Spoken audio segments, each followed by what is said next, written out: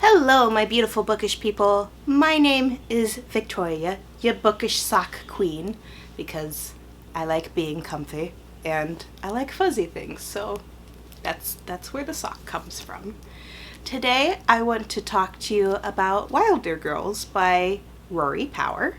It was published this year, so 2019, I believe on July 9th. Let me check my notes. Yep, July 9th. And it was published by Delacorte Press and is 353 pages. It is a very, very pretty book. Part of it is shiny and glossy, and then other parts of it have a very nice tactile feel.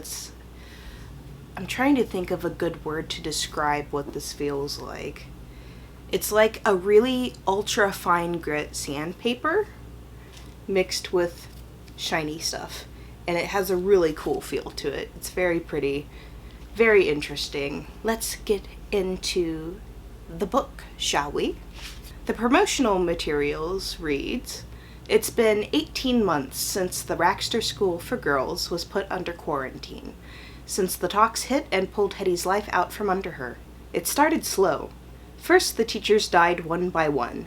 Then it began to infect the students, turning their bodies strange and foreign. Now, cut off from the rest of the world and left to fend for themselves on their island home, the girls don't dare wander outside the school's fence, where the tox has made the woods wild and dangerous. They wait for the cure they were promised as the tox seeps into everything. But when Byatt goes missing, Hetty will do anything to find her, even if it means breaking quarantine and braving the horrors that lie beyond the fence. And when she does, Hetty learns there's more to their story, to their life at Raxter, than she could have ever thought true." Does this promotional material match what's in the rest of the book and give you a good feel for it? Yes. However, it doesn't set the tone for the book as well. Meaning the writing style in this little blurb is much different from what's actually in here. I would say that if you don't like prose, then you probably won't like this book. But the overall feel for the book and what's going to happen, the dust jacket does set up very well for you. So this story is told from 2 points of view, from Hetty and Byatt, as discussed in the cover. Hetty, thanks to the tox, has grown an extra eyelid, and Byatt, thanks to the tox, has grown an extra spine. So that's fun. They are bunkmates, and I think the book transitions well in between telling both sides of their story, and it doesn't feel unnatural when the book does decide to jump between the two characters. I can't tell you a whole lot else about the girls, other than they view themselves pretty much as sisters, because if I tell you much more than that, then I'm giving away plot points. Now let's get into more of the book content. I can't tell you a whole lot about the tox, because again, spoilers, but it does cause grotesque mutations in both flora and fauna on this island off the coast of Maine. This is a young adult horror/mystery with LGBTQ+ and or queer representation, and has a large cast of strong female leads. When you start reading this book, it will give you heavy dystopian vibes, but as you go through the book, you'll realize that this isn't a true dystopian novel. And whoever started saying that this is a feminist Lord of the Flies, I do not agree with whatsoever. The only thing that these two books have in common is that there are children on an island and people die. Like in Lord of the Flies, there's no structure to how these children interact with each other, and they end up creating their own structure, and it's complete chaos and ridiculous. In this book, the structure is already there. There are also adults present. We already have an established hierarchy. They're not the same. They're just not. So these horrible things are happening to these girls on this island, And speaking of horrible things, the author actually has a list of trigger warnings on a dedicated webpage, which I will link to down below, because that's super awesome.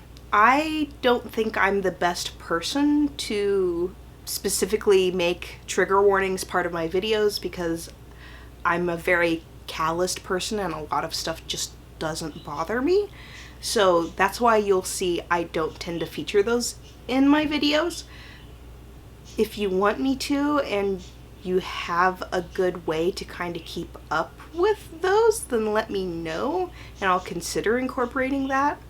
But I just thought I would include it this time because the author actually has a dedicated list, which is really nice. So I thoroughly enjoyed this book. I gave it 4 stars. If it wasn't a horror, I would probably have given it 5 stars, just because horrors I don't tend to get high rereadability out of, because like the fact that you don't know exactly what's going on and it's creepy and gross is part of what drives the plot forward. And if you know that and you remember that piece, then it takes away from rereadability for me. However, I will say this book has a fairly high degree of rereadability, even though it is part of that horror genre for me, because of the way it's set up. Like, there isn't a big end reveal that's going to absolutely ruin everything. Kind of like in Alex Michaelides' The Silent Patient. That book was phenomenal. Well, at least for me it was. And I couldn't put it down. I had to keep going and going and going. But at the end reveal, if you remember that end reveal, it completely takes away that tension as you're reading the book. So that's kind of how I'm trying to describe this. I don't know if I'm doing a good job. You can let me know down below. This book, I would say, is very polarizing, because a lot of the stuff that I've read on Twitter and Facebook book groups and stuff like that, people have either really loved it or hated it. And it's mostly because of the way in which it is written, I believe. It's very much a mood read, and it gave me severe Edgar Allan Poe vibes, which I am completely happy about. I used to keep this on my nightstand in high school, and I would fall asleep reading it. Does that make me weird and creepy? Probably, but I loved it. So if you're in the mood for some dark prose, then this is a great book. The plot is fairly straightforward. I found everything fairly easy to follow, even though we're switching in between characters telling their side of the story. Those transitions worked really well for me. Is this anything that's brand new and groundbreaking? Not necessarily, but the way in which it was written, because of that prose, made it very pretty to follow, if that makes sense. I don't know, just the imagery that it evokes and the way in which it's told, I really enjoyed. Another thing that I'll note, though, is that if you are a person who likes an ending tied up very neatly with a nice little bow on top, this probably isn't the book for you, because the end of the book is left rather open-ended. At this time, I think this is a standalone book, but it's left open-ended enough so that if Rory wants to pick up the story later, she totally could.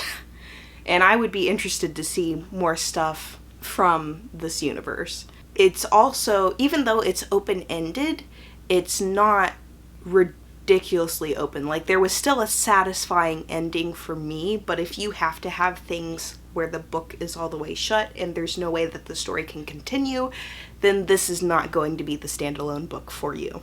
Let me see if there's another short way for me to describe this. Perhaps a dystopian plague at an all-girls school, but also it's somehow not Mean Girls meets The Walking Dead.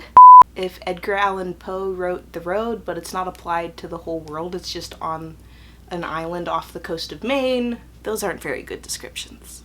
I hope you have enjoyed this video, and if there is a book that isn't already on my shelf that you would like me to talk about, let me know about it in the comments down below, and I will see you in the next video. Bye!